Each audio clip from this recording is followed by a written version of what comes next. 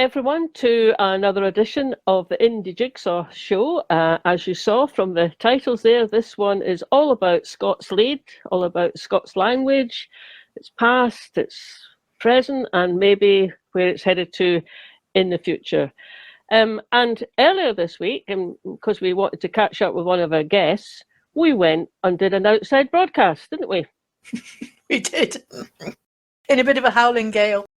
So before we meet our first guest, see if you can guess where we were on location.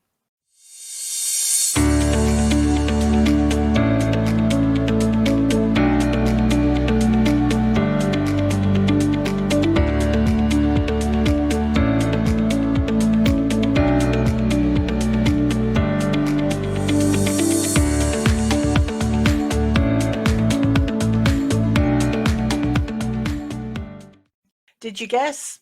We'll come back and let you know exactly where that was in about 15 minutes. We got any prizes? No, we haven't got any prizes, have we? Never mind. No, maybe next time. So for our first guest, here's Marlene chatting to Eileen Budd, who is an illustrator. You're up in the Glens, aren't you? So Forfarshire way, Angus. Yeah, near Glen Isla. You were doing a crowdfunder to produce a book about the Ossian folklore and myths. That's the book. It's quite a thick book. It's lovely just to feel, actually. But of course, we want to encourage people to open it and read it as well. And that was another example of a very successful crowdfunder. How did that feel when it, suddenly there was the money and you could go ahead with it? Oh, it was amazing. It was so. Yeah, it was just brilliant. Also to have that knowledge that people wanted it, and I think that's the joy of a crowdfunder, is that you know that it's the people who are after it. You're not just foisting it onto folk. So it was great. It was it was overwhelming. And then also there was a bit of pressure because yes. So you have to make sure that you make it as best you possibly can. But that was good. That was a good pressure. Have there been any outcomes from the book now being available? So I've been doing some work on a children's version of it, because I've been hearing from a lot of people that it's something that they want their children to hear, the legend. I've been doing a lot of work with the text to try and make that much more child-friendly. And I got an opportunity to go in schools and share some of the legends with about 5 schools for Scots Week. Great. Which was really exciting, which was just, fantastic. So now I'm working on a teacher's pack for that. It includes not just story stories, but also Scottish folklore as well. You sent me one of the letters that you got from the kids, and actually we've got one of them here. I'm writing to you to say thank you for coming and sharing your stories and great artwork with our class. I really liked the story about the ogre. Our class is doing a debate. You think, oh, that's amazing. They're doing a debate about an ogre. Anyway, I really liked the story about the ogre and the ghost picture. Best picture I've ever seen. And so it's all great, isn't it? It's really kind of lovely. And then he goes on to say, it's even got me to look at ancient Scottish stories. I hope that you come again and tell us more about your stories. That's kind of key, isn't it? It was just the most wonderful package that arrived, and it was all these letters from the children that I'd met, and it was just magic. I remember there was a few kids in the class who weren't that engaged when I first started talking, and then I showed them the picture of de Grena fighting the Vikings, and just seeing in their eyes, they're just incredible. Yeah. I hope it's one of those memories that comes back to me on my deathbed. So that's de Grena. She is a career warrior in Cahullin's army. In Cahullin's army, it's an Irish army, but the Caledonian army fight alongside them, they're allies. And they are, in this picture, they are repelling the Vikings. And de Grena has a sort of a story of her own. But in this picture, she's taking vengeance for her husband, who's just been killed by the Viking army. So it's a quite emotional picture.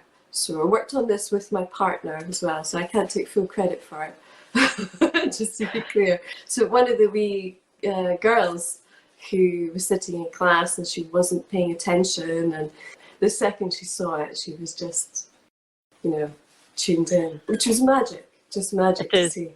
Yeah. Yeah, it is. It is magic, isn't it? I did the same thing when I saw that. I saw that one. Well, that's it. I think a lot of the folklore that we hear from the 19th century is based around, women being princesses or victims, but there are actually a lot of warrior women, a lot of incredibly strong and different characters that are female in Scottish folklore. And Scaha, for example, who taught Fingal and Ossian and all those warriors how to fight, she is a princess, but she runs a martial arts school from her Fortress of Shadows in Skye. Now that's a Scottish story, that's a Scottish piece of folklore, an incredibly strong female character, and it's not one that's as widely known as, all the kind of princess fables and things. So it was very important to me when we were working on the book and working on the illustrations that that side of Scottish folklore was portrayed. So, a lot of the stories in Ossian, they are quite male, but there are some amazing female characters in there. So it just really important to get one across. And I think that's possibly why it's been such a key engaging image, especially when talking to other women and children as well. One of the things though that the kids in the class noticed about that were the people getting stabbed through the eyeballs and things with arrows. Yeah, they'd pick up on that probably quite readily, really, wouldn't they? They were so into the kind of grim things. It was great because, like so many of the stories in the Ossian book, they link back to Scottish folk tradition and like really ancient Scottish culture. So it was able to talk to them about things I wouldn't have actually imagined that I would have been able to talk to them about. Things like it used to be like centuries BC.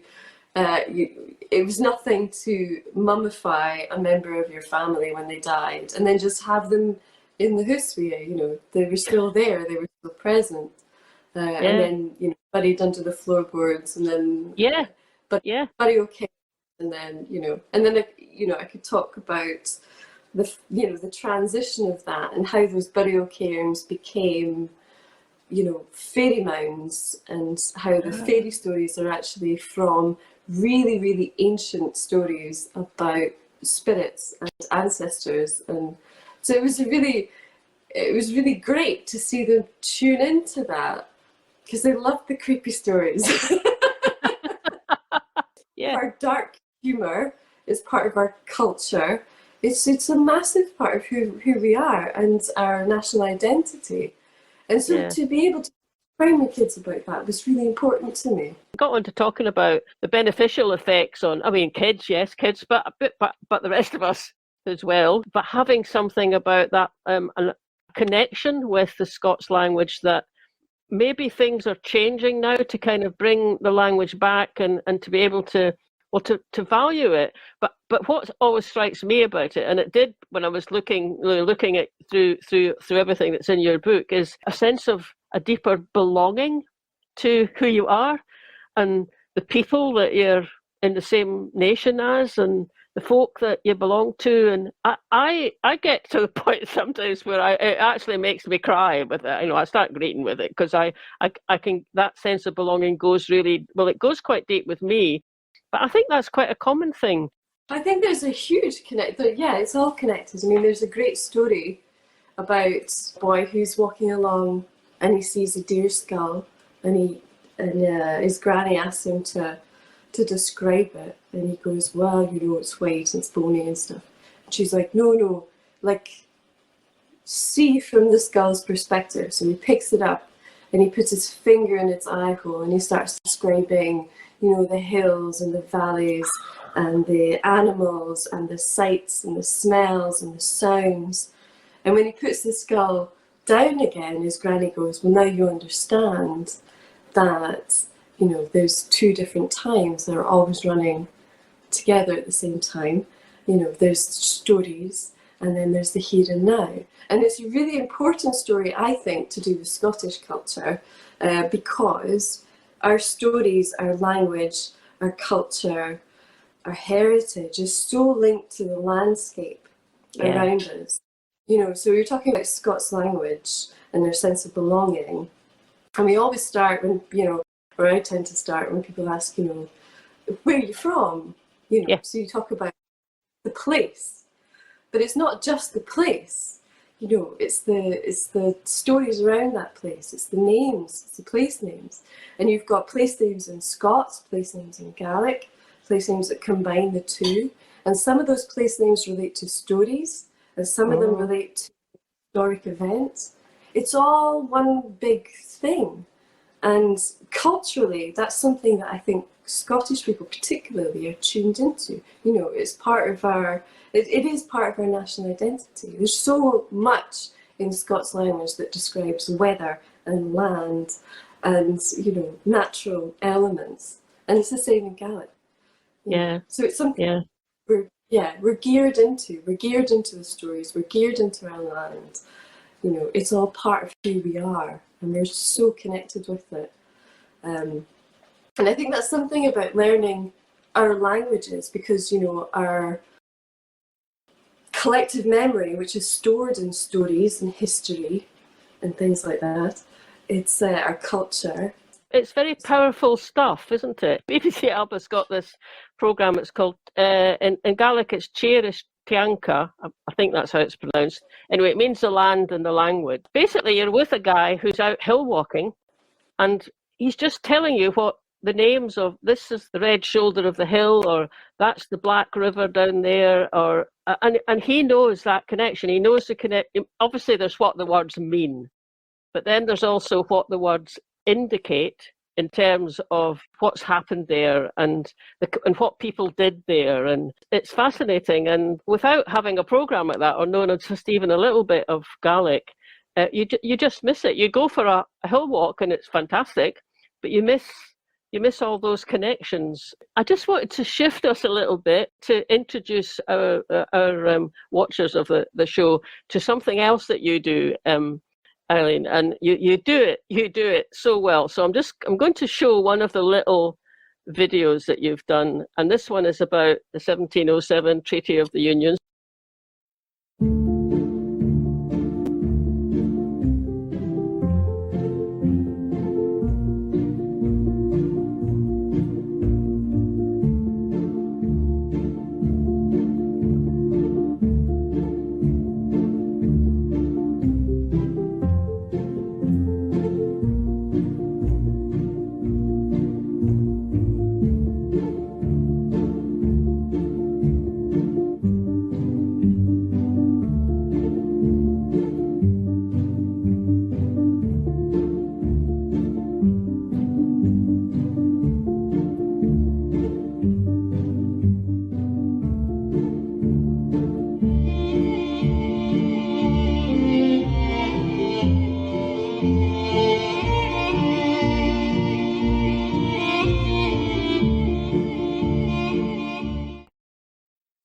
I love that.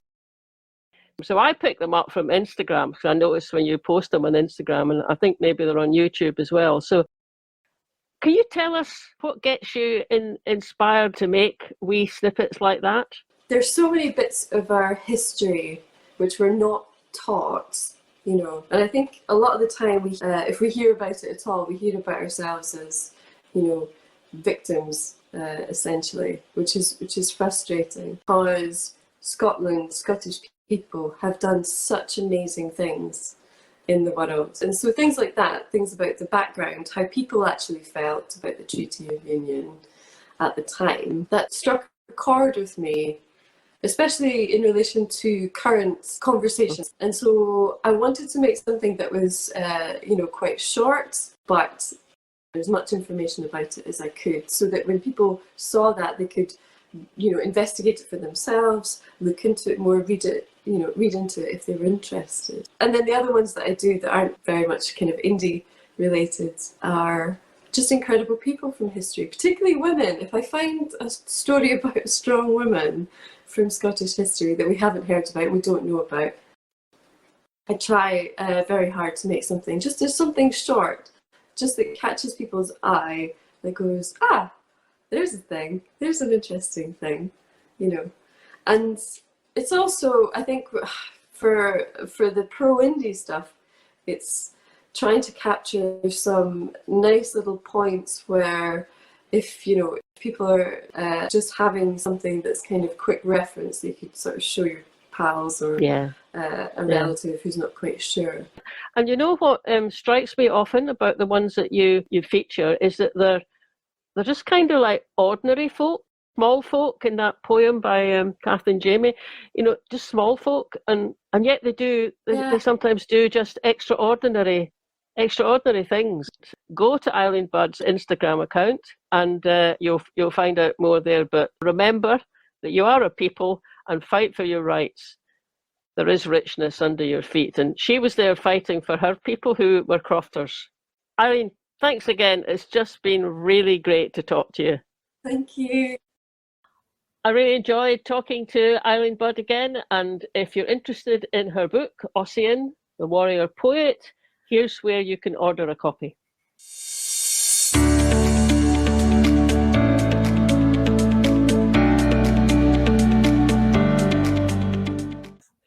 And now for our next guest. Did you guess where we were on location? Here's another clue. She made me a bit tatty with goose liver patty. I washed it all down with a drink that was brown. I think she says it was latte. We're here with Scots lead poet Angus Shoor Caan, and we're in Saltcoats. We're here with Angus Shoor Caan. Angus has just been showing us the wild and stormy harbour, which was the incoming wave. Yeah. The incoming wave. It was fabulous. And Angus has brought us a selection of his books. We know you do poetry. You've got 15 books sitting there. I've done the spoken word performance. Mm-hmm. I belong to a group in Paisley called Fundamental Conduit. We haven't done nothing in 2 years, obviously, but we've done a few charity gigs, which is very enjoyable. Just up there spouting with poetry. And I remember James E putting on one of his shows. He had a couple of your tracks on, because I think you'd sent me them, and it was almost like beat poets, it was the background music and the. We've done the CD. You've also been nominated anyway for the Scots Language Performer of the Year. Last year, I think. Yeah. Did you know you'd been nominated? I was told. Yeah. How did you feel about that? Oh, quite happy. The programme that we're doing, it's going to be about the sort of flourishing of the Scots language after having been suppressed. So tell us about that. Were you one of the ones who was told not to use it at school and reprimanded? What was it? What was that like? And my parents as well. It's not this, it's that, and all that. So as soon as you hit the playground, it's all the slang you hear your uncle saying, your older people saying. You use that, you employ that, and that's your street language. But you're in the class and it's yes miss, no miss, 3 bags full. Yeah. So you speak proper English then. But it's just a joy to speak how we speak. And isn't it lovely that so many of the young folks seem to be having the confidence to actually sing and write and I think they're encouraging at school to actually use it, slang and whatever else. Yeah. Oh, well, what we dismiss as slang is actually Scots language, isn't it? It's words. There's so many dialects. They're trying to standardise it, which is, I think, impossible. Aye. We're trying to think what Scotland's going to be like after a yes vote, which we're convinced is going to happen. We were convinced 8 years ago. I know. But this time, that was the dress rehearsal. This is the real one. But in terms of Scots and the language, the language is so much part of our culture. But do you think that post-independence, can you imagine that Scots flourishing again? Or definitely. Yeah. Definitely. There's places on Facebook where people are trying to learn Scots, foreign people. Yeah. So they can come here and obviously blend in or whatever, Mm-hmm. So there'll be an uprising, I'm sure of it, there will be a plenty more. Television presenters, etc., etc. I mean, your football pundits and that, they use it. You can imagine once we've not got the sort of, well, BBC Scotland, I mean, we won't have the BBC, it will be Scottish broadcasting of some kind. Culturally, you wonder if that's going to have an influence. Why would you have BBC cut glass presenter accents? Exactly. I mean, BBC Radio, I listen to like say, Ian Anderson, and he just speaks like I speak. Billy Sloan and people like that, Roddy Hart, speak like we speak. We're trying to be an open, welcoming country, of course, and we know we need immigration to keep our numbers up, apart from anything else. Do you think it's a barrier for people? Yeah. It's easy enough to pick up. See, once you get into the syntax of it, like, you know, and the rhythm of it. Like. What you're learning, what you hear around you, aren't you? I lived in the northwest of England for almost 30 years, and every street corner's got a different dialect. And a lot of it's biblical, this, like, you know. Yeah. They never broke it down for me, but I slowed my accent down so I didn't have to repeat myself every 5 minutes. But every street corner a different way of saying something like that. It's crazy. Parishes sort of thing. Like and that's how it was. They were all the enclaves and whatever else. Yeah. That's it. Tribes, maybe. So your books, your novels, are they written in Scots or are they? No. Why did just you? The poems. Way your audience. Right. Yeah. Plain and simple, you know, way your audience. Yeah. They're all based here. The characters maybe begin here and then move elsewhere, sort of thing, but they're based here. Right. And are they based on people you know, or? Oh, not like to say. That first book, Scoosh, and one or two read it and said, I know him and I know him. And I said, you don't know that. Like, I know who that was and I know who that was, but no, they didn't. They could recognise certain traits in certain people, like, you know, and I just embroider it a bit. Aye, the composites of people that you know, I'm sure. And you were telling us when we were out at the windswept harbour that you do that walk every day. Well, weather permitting, and I will go, sit up in sunshine and get soaked. I mean, I don't mind. Yeah, I've never far to go to get home. But there's no shelter on the actual shoreline. So it's a bit to abide that. Yeah. Well, right now it's a beautiful, beautiful view over to Arran with the snow on the hills, isn't it? But I can imagine it would be a bit rough at midwinter. The days it isn't there. You'd said that was where you got your inspiration for your. I can walk along there with my music on and just mind my own business. And with them poems, it's I hear a word in a song or I see something and what rhymes with that? What rhymes with that? And that's me away. Yeah. And I talk them into my phone and transcribe them later on, type them up. What would you like the impact of those to be? Is it? Oh, I don't really know. I mean, it's like street poetry. It's and you can take it or leave it. I was doing a recital, doing a performance in a pub, and this woman, and I know her, and she had a drink in her, and she said, "Our man's having his pint," and she says, "We don't talk like that." And her man spat his beard. Did you just hear what you said there? We don't talk like that. I thought that was funny. I really enjoy the ones that just, you might be talking about something totally inconsequential, but there's this wee little limerick about it, and it's... that's the idea of it. It's just like we're sitting here and I'm telling you a story over the table. Yeah. You know? And the same with my books, that's how I try to write, like I'm sitting there actually reading it to you, or telling you the story of it. Like, you know? So the reader gets it off me, like, you know. Yeah. And where are your books available at? Amazon, mostly. I still want to travel. I should have been in Australia last year. No. A year passed in November for a wedding, but COVID.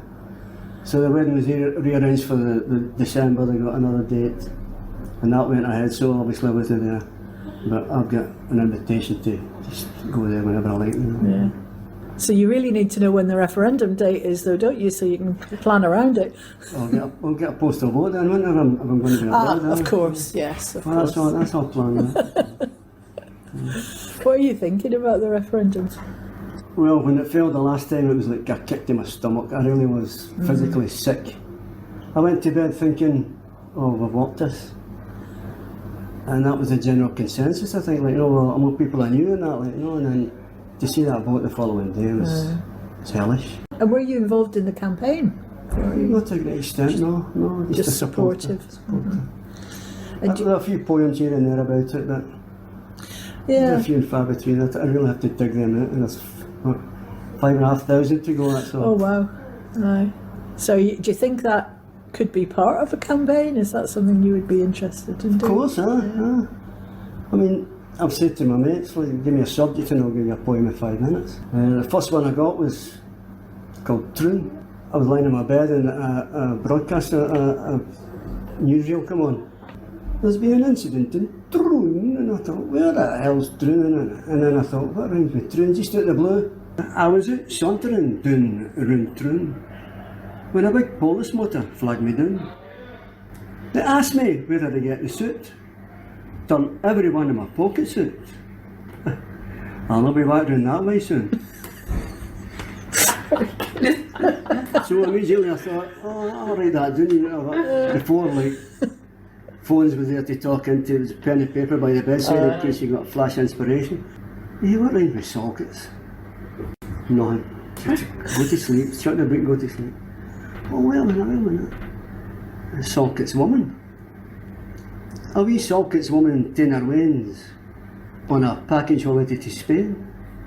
The youngest two, wee Sam and Ella, thought their fizzers were on paella and got a dose of the skitters for their pains. That's very good. Having you recite those right in front of us, it's much more animated than your videos that you do. That is a visual one because Sam and because Ella, of the sizes, Sam and Ella's a food poison as well, like, you know, so I got all of that course, in, yeah. No, clever. So I ended up, I had 5 or 6 and I'm still going to get right to cramp here, and I got up, it was a lovely summer's evening, wrote these down, and by the time I was done, 40 minutes later, 22 of them.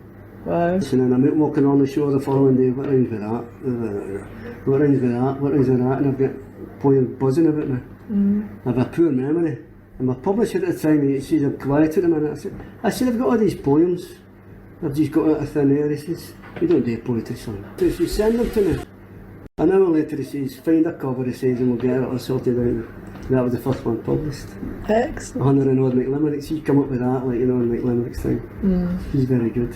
It's been lovely sitting listening to your Been a pleasure. So yeah, thank you very much, and keep on with the poems and keep sending us them. And if anybody wants to see a selection of Angus's poems, if you look on the Indylive YouTube channel, Angus has his own playlist on that channel. Thank you. Thanks for your time. And here's a final view of a very blowy Saltcoats Harbour. I'm Angus Shoor Caan, and this is Just for Show. When I cast an envious eye to the plains up in the sky, I've a hell of a hankering to go where the sun's no just for show and the terrain is mostly dry. So we're rattling through the show here, and this is now our third guest, who is Iona Fyfe, traditional Scots singer, although not only that, she's also not bad at jazz and American folk tunes as well. So here's the interview with Iona. You were crowdfunding for your new album. I was watching it as it kind of crept up, and then it went high very quickly. And I think that meant you got additional funds from Creative Scotland. So that must have been fantastic. You also got a couple of awards. Musician of the Year at the Scots Traditional Music Awards. And then in last year as well, you got the title of Speaker of the Year at the Scots Language Awards. So that sounds to me like that was quite a year you had. Yeah, well, I can't believe it's been a year since I kind of launched the crowdfunder. It's been a really mental year. The awards are really nice, and it's lovely to get recognised for doing all the kind of stuff that you do. I guess they're not the be all and end all, but it's lovely to know that people like what you do. In terms of how far the album has come, what I actually ended up doing is releasing some singles first. I kind of got a bit fear about tricky second album, what am I going to do? And I had the concept and everything lined up, but there were some things that I wanted to do first. So I was able to, with the funds, make a few new singles, which kind of rocked the boat a little bit of kind of style and genre. So they came out last year, and there's still one to come out. And in the meantime, I've been behind the scenes prepping all the ballads and kind of learning some new ones and writing the second album. So really it's taken much longer than I thought it would. But I'm just really glad that, the funds are still there. It's going to be released hopefully in 2022. But these things take so long to iron out. And I mean, I've caught you once or twice on, I think it was a BBC Alba show. I've started doing Duolingo Gaelic, so I've started watching BBC Alba a lot more. And I'm sure I saw you on having an appearance in one of those music programs not that long ago. Yeah, not too much on BBC Alba, but we did film one show for Under Canvas, and it was like an outdoor gig up in Inverness, and it was really good fun.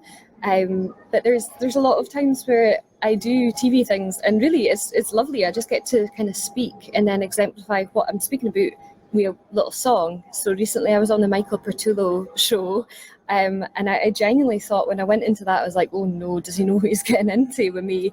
And actually it was a really, really cool, he was very nice. Like it was really, yeah, it was nice, the railway thing. And then, you know, I was born in 1998, so I didn't really understand what the crack was with him. And I didn't know how, you know, he was very Tory. And actually our conversation was very respectful, and he was a charming person. Yeah, I'm sure he is, Yeah, the TV things are really nice, and it's really cool to put the North East on the map. And there might be another show coming out soon. But there's also a BBC Northern Ireland thing coming out on the 27th of February, which is called HAME, and it's the link between Scotland and Northern Ireland in terms of linguistics. So it's been cool over 2021 to film all these different shows, because people want to hear about the Scots language, and they want to hear about, you know, it from a kind of young perspective. So it's been really, like, the whole year has been full of opportunities in the places I didn't think I'd have them. Yeah, fantastic. I think of you, as being primarily a Scots singer, but that's, I mean in Scots, but actually I was listening to, I think it's an EP you set out with about 6 tracks on it called Dark Turn of the Mind. Is that, if I remember it correctly? Dark Turn of Mind. That was, that's interesting because, I listened to it and I was getting kind of echoes. Well, there's sort of quite jazzy kind of rhythms in it, and it reminded me of something more like American folk singing. And yeah, that was an EP that I recorded back in 2019, and it was the first 3 songs that I kind of sung in English. And it was cool to do that. But if you came to like an actual, a physical gig, I've got some songs in English, some in Scots, some that I've written myself, some that are much more Americana, bluegrass, old time. I actually have a completely different band called the Aldeners, which is dedicated to only doing American folk music, and that features an American musician in it. So I'm really interested in the links between Aberdeenshire and Appalachia, and I've just joined the board of a folk music organisation over in Kansas City.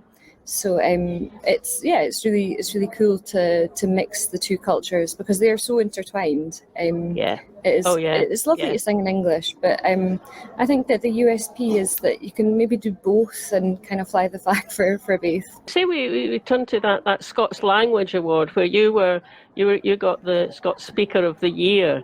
I think a big part of that was maybe the Spotify thing, getting Spotify to recognise Scots as a language, which is, it's almost been a whole year since they've done that.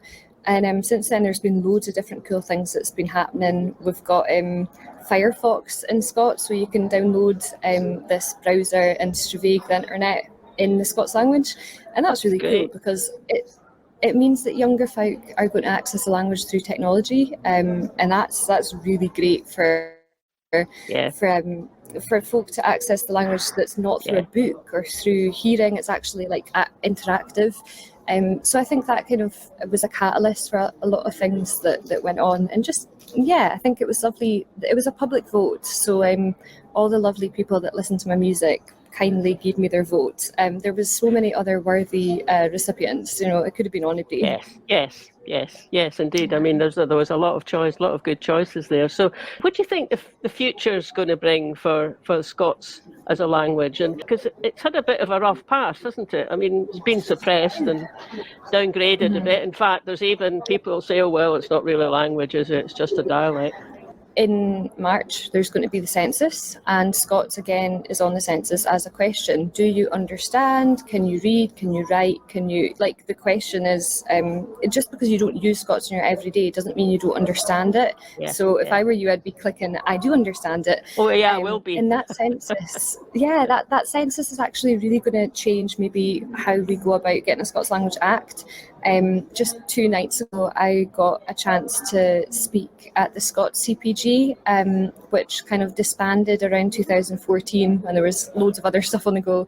But it's been reinstated by Emma Harper, which is really cool. Yeah. So being part of policy making in Scots is important. And Fyfe, the organisation that I've been working with on a kind of voluntary basis, our main objective is to get a Scots Language Act to put into legislation that's actually a language, and it'll get funded and promoted and protected as such, and hopefully would hear more broadcasters speaking in Scots.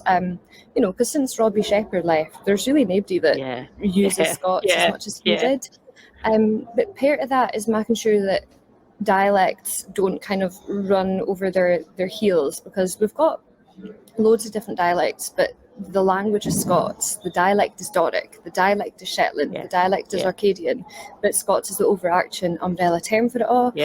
I think there's loads of opportunities for Scots to get recognised just the same as Gaelic, and it means that there's more Scots in education now than there kind of was. A project that I'm hopefully going to take part in soon is creating a resource for Scots singers to use in their exams in school. So when they do their performance exams, they don't have to do classical, they can do their folk songs, and it'll be graded so that they can, they know what standard that they're singing at. So there's loads of opportunities to raise the profile of Scots without legislation, but ultimately I think legislation is what myself and other folk kind of need, because it is really discriminated against. Like, folk that use Scots like written down, it still feels a bit weird, because it's really a spoken language. And then, well, it's not really, actually. You've got Alan Ramsey and whatever, and Burns and Violet Jacobs. I do think that things are going to change, and the way that people are accessing Scots poems, Scots songs is really different nowadays. It's not in a book, it's on TikTok, it's on Instagram, it's on different things. So it's only, the only way is up, really. Yeah. I mean, that's interesting, isn't it? Just like new technology coming in and enabling it to just go forward a bit more and like and reach new people as well. Actually, I must admit, I haven't got as far as TikTok myself, but I mean, it is more of a kind of platform that younger people use, and if there's a presence there, that's just fantastic. I hadn't heard of the plan for a Scots language bill at Holyrood. And I know Emma Harper is really, really kind of keen on it and promotes Scots language a lot, but I hadn't heard of that plan. It's fantastic. So if you Google Fyfe, like OORVYCE, you'll find the whole campaign for a Scots Language Act. Basically, we are separate from, we're not funded. Organisations like the Scots Language Centre have links with the government, so they can't actually lobby for an act, but we are completely on our own. We're relatively self-funded using volunteers. So basically in the SNP manifesto, they said that they would be looking into what is a Scottish languages bill, and that would encapsulate hopefully a Scots Language Act in that bill, as well as further additions or amendments to the Gaelic Language Act, which is great. The Green manifesto had a statement saying, we want to promote Scots, Gaelic and Doric, so they've missed the mark there, because Doric is not a language, it's just a dialect of Scots. But yeah, there's getting it on the political agenda is really important, but making sure that it's not politicised is important and all, because like over Northern Ireland we've got Gaelic and we've got Ulster Scots, but they're politicised to a hilt that they beat each other up with it. Ulster Scots is really taken forward, and there's loads of signages up in places, only because the people who are campaigning for Ulster Scots are often saying, oh well, Gaelic's got this, so we should have this, and it's created there's a lot of animosity there, I think, because of the politics there. But luckily over here, Scots and Gaelic speakers are really friendly with one another, and when we look at our legislation, I think we'll be building upon the Gaelic Language Act. I'm not a legislator, I just sing in Scots, I'm really passionate about it. But yeah, it's important to get it into the classroom. And the other night at the CPG, the entire topic was on Scots in education. And we've actually heard that something called the Scots Language Award, which is something that kids can sit in secondary school, has actually proven to narrow the attainment gap. So we're already seeing the benefits of allowing kids to read and write in their own language. Hopefully made of that in schools and resources for kids to use, because it's not bad English. It's no that you can't speak English, it's that you can debate. My entire degree was in Scots literature. Well, it was in Scots song, but part of that was looking at Scots literature. And being able to understand that is amazing, because it's a separate language, and only when you really read the broad stuff do you realise how different it is. And even saying 1 to 12 in Scots, like 1, 2, 3, 4, 5, 6, 7, 8, 9, 10, 11, 12, it's not as simple as English. It's different. It's different. It's different. What you just said about that effect that they'd found on kids and the attainment gap, which is after all something that the Scottish government's been trying to. It's been putting a lot of resources on that for years now, and it is getting somewhere. That's just really kind of good to hear. But yeah, the effect of it is really having hopefully the younger generation feeling a wee bit better about their sense of cultural identity, and not having this Scottish cringe that so many people have. And Scottish cringe just doesn't happen. It's because it's conditioned into you by school or by your parents. The cringiness of I'm Scottish, it doesn't just happen. Hopefully, more Scots in the classroom, or just in general in media and broadcasting, will make sure that kids are not, they've not got this sense of Scottish cringe, and they feel better about their own identity. And sometimes that means that I always thought I am really working class. That's where I came from. But just because you speak a certain way doesn't mean that you shouldn't feel ashamed about it. It's actually a skill. Exactly. Spent over a year now trying to put a bit of knowledge about speaking Gaelic, and so you learn the Gaelic for a particular word in English, and I go, but that's a Scots word, or it's very like the Scots word. So there's obviously loads of crossover.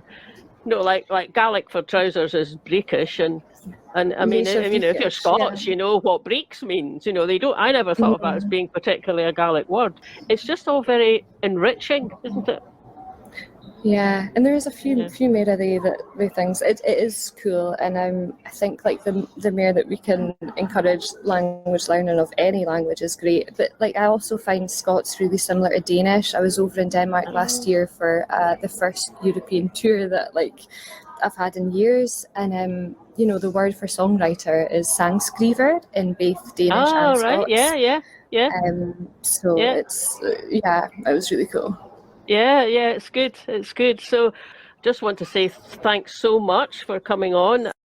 Well, I so enjoyed talking to Iona there, Fiona. I don't know what struck you about it, but so one of the things I found out was what she said about Emma Harper, the MSP from south of Scotland, who bringing that bill through Parliament to make Scots more of a formally accepted third language. I hadn't heard anything about that, but I'm certainly going to keep my eye out for the news on it. I'm sitting here thinking maybe we could get Emma Harper to come and talk to us as well. Maybe we could.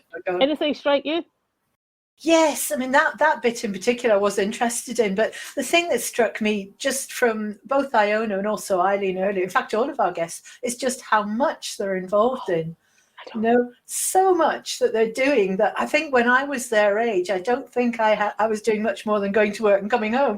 But they're involved in legislation, campaigning, and a lot of it they're doing it, voluntarily. They're crowdfunding. It's just inspirational what they're doing. Gives you hope for the future. Yeah, yes, indeed. And if you thought Scots was just about literature and song, the gamers amongst you are in for a real treat.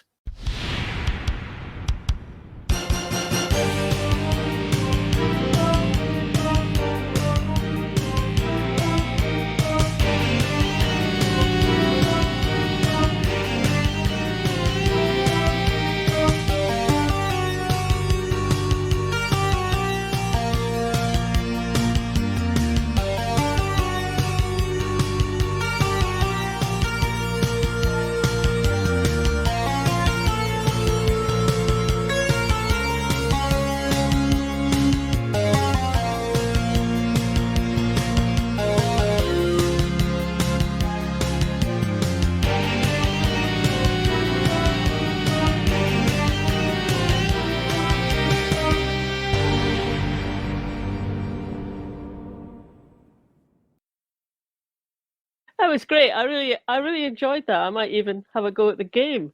So here's the interview now with Marco, and in true gamers fashion, he's not there with his camera, but we have got his avatar. Our next guest, we have Marco Cafolla, also known to those of us who have met him on Discord as Cobra. And welcome, Marco. This show is, we're looking at particularly Scots language and how it's beginning to flourish and how we're seeing it more and more. And the last time we chatted to you, you had done some very innovative work with computer games with Scots language. Do you want to tell us a bit about where you've got to with that? Yeah, so far the game's been received really, really well. Just been working really hard at it since the last time we spoke, and the game's very close to completion now. I'd say if everything goes right, I should be able to have it done by May and released then. Oh, wow. I think the last time we spoke, you were thinking you might try taking on, was it Valve, and see if you could get the language listed as Scots. Did you get anywhere with that? Yeah. I got a good few hundred signatures, which is a lot more than I thought I'd get. And I did email it to Gabe Newell, who's the CEO of the company, but didn't hear anything back. But at least I gave it a good shot. Absolutely. At the end of the day, that's, It's little steps, isn't it? You don't have to win the entire battle in one go, but the more that people get used to having these kind of requests, even the more they think about it, I think. Yeah, exactly. I even got some press coverage over the petition, so I feel like that was the most I could have realistically hoped for, and I've achieved that, I think. Yeah, absolutely. And anybody else who's seen that coverage, it might encourage them to have a go. Anything that promotes the kind of validity of the Scots language, I think, is well worthwhile. That's one of the biggest reasons why I'm making games in Scots. I want to increase the exposure and validity of the language, because I feel like it's really woefully underrepresented in Scottish culture. And were you one of the folk who were at school were made to speak proper English, or were you sort of a generation after that? No, that was a thing for me growing up as well. My parents were like that. Like every time we used any Scots word, they like speak proper. That statement's a bit ironic considering that the phrase is actually in Scots grammar. If you want it in English, you would say speak properly, but they say speak proper. So I found that very ironic. It's interesting because we were chatting to Angus Shoor Caan, and he's more of my generation. And he said that was very much a part of his growing up. And it wasn't just in school, it was his family members, his mother, his uncles. And he had a language for the playground and a language for the classroom. Yeah, that's definitely our experience as well, my generation. I think that the work that you're doing, everybody who's promoting the language, it's challenging that, isn't it? It's trying to reclaim our culture. Yeah, that's exactly how I feel. Like you see anything from Italy, it's going to be in Italian, isn't it? Or from France, it's going to be in French. Like I sort of want that kind of thing from Scotland. Like if you see something from Scotland, you expect it to be Scots or Scottish Gaelic. That's my end goal. Apart from the game, you were telling me that you've started on a Scots wiki. Tell us a bit about that. I'm sure you've heard of the controversy that broke out in 2020. American teenagers that were admins of the wiki and they didn't understand Scots grammar properly. I actually knew the admin that was targeted the most. And I thought I wanted to help, I wanted to do something, so I thought, try and organise some event to edit the wiki. I told Michael Dempster about it, and he seemed like excited about the idea, so I ended up telling everyone he knew, and eventually he got me in touch with Wikimedia UK, and the event was a great success, I think. Are you hosting the wiki, or are you promoting it? It's sort of both. Like, I'm responsible for making the pages for the editathon, getting a list of pages to make and to fix. Whereas the behind-the-scenes stuff, it's all down to Sarah Thomas who does that. How big is it? Well, the initial event had about, I think, 32,000 edits and about 30 editors, which was pretty good. And if people want to have a look at it, how do they find it? It's called the Big Scots Rewrite. Is this entirely being done by volunteers? Are you getting any funding or any support or anything? No, it's entirely volunteer-driven. In recent events, we've started to try and get Scots personalities to do talks during the events. Oh, right, and the last one, January, had Michael Dempster. And is this something you're doing regularly then? It's a bi-monthly thing. We plan to do one next month in March. How can people get involved if they'd like to be part of it? If you go on the Scots Wiki and look up this Big Scots Rewrite, you'll get all the details you need there. If anybody's interested in having a look and taking part, ideally. Please help us. Yes, please help. Please help. And I've noticed that attitudes towards Scots has changed as well. There was recently an article from, I think, the Herald. It was talking about Rabbi Burns, and they were called Scots a dialect there, but the Scotland community on Reddit basically a bit of an outrage about it, and they got them to change it to language. And that's the first time I ever recall that happening, so I think it's a step in the right direction. And even the fact that they're challenging it is good. Oh, yeah, for sure. Back to the game for a second. Did I see that you have a Patreon account for that? Is that right? I do, yeah. I've got a composer who's made the music for the game, and they're really, really good, but they're quite expensive. So, like, if I get enough supporters, I could also use the funds towards the live-action cutscenes I want to film. I mean, there was a point that it was Iona had made, which I thought was really interesting. In the past, people interact with language using your traditional spoken and written word, whereas nowadays we're moving into a space where it's actually technology that's allowing people to interact. I saw in Discord there's now a Scots language version of the Human Rights Act. So that seems to me to be quite a new development and quite a recent development. Is that something you've been taking an interest in? Oh, definitely. I actually have a personal website in Scots, and obviously my game dev website for Swordplay Games is Scots as well. And I think it's great that like Firefox is available in Scots now, and basically just use it exclusively, and it will switch to it. So OpenStreetMaps is like a Google Maps alternative that's also available in Scots. Oh, excellent. And it's called Stravaging the Web, isn't it, in Scots? It's called a web stravager. A web stravager. Isn't that fabulous? Yeah, I love it. It's like full of neologisms. Like, for example, like safe mode in Scots is called Fankle Fixing mode. Which I absolutely love.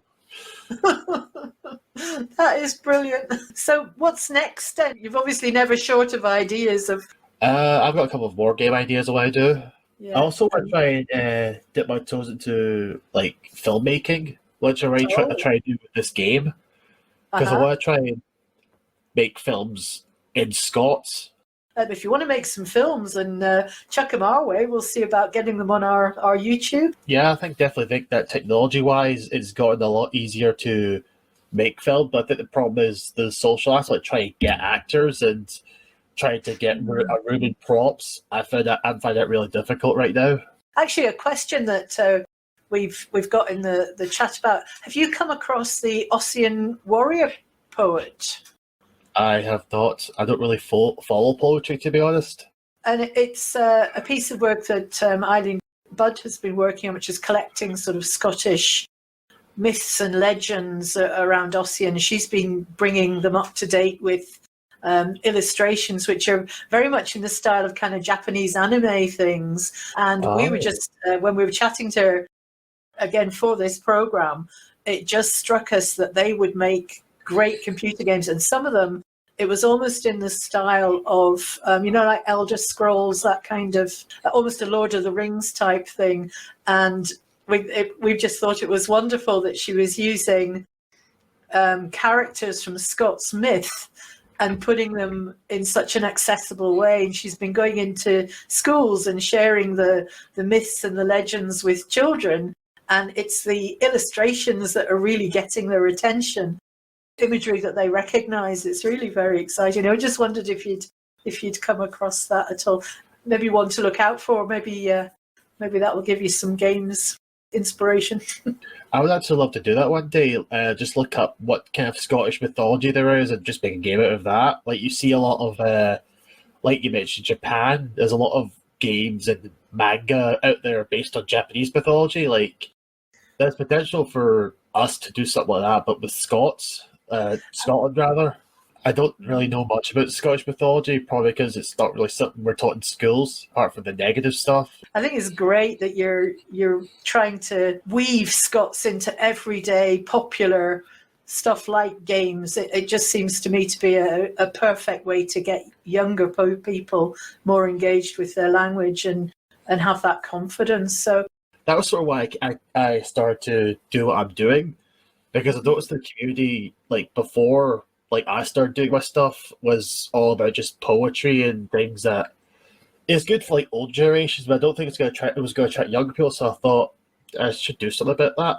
I personally won't rest until I see Scots as our primary language and used every day. Yeah, if I don't succeed, I want to be remembered for trying.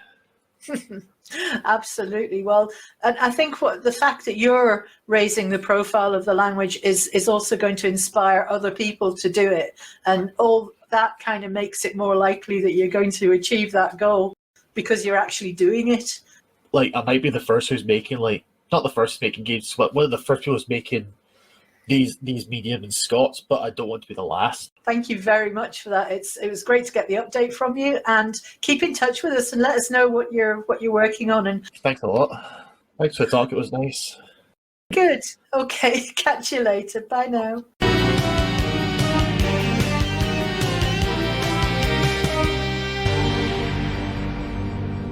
So that was an interesting, different take, wasn't it? That was great. I so enjoyed talking to all four of our guests. I mean, they're all champions of Scots language in their own very different ways. But I really enjoyed it, and it has got me had me thinking about. I've said to you before, Fiona, I don't really think of myself as speaking Scots. So I don't speak very broad Scots, but I do understand it, and I understand it spoken, I understand it written, and quite soon we'll be filling up the next census form with a question about what languages do you speak. So I'm going to take Scots. Good for you. Well, I'm going to tick that I understand it. I'm not going to pretend I speak it. The thing I love as well about listening to all of our guests is just that confidence. The fact that language, it's part of our culture. It's almost like we're all reclaiming it. My grandparents on my mum's side would be very happy about that, because the pair of them spoke pretty broad Angus, had pretty broad Angus accents. They'd be chuckling away to, I think. And that's all we've got for you this month's Jigsaw Show. There is a podcast version if you'd like to listen out and about. Check us out on Scottish Independence Podcasts, and you'll find us wherever you get your podcasts from. Our next Jigsaw Show will be on the 1st of April, but before then, we've got our other show, Mibby's Eye, and the theme of that will be currency. Here's a little trailer for that Mibby's Eye programme, and we'll see you here next month. Thanks for watching. Bye.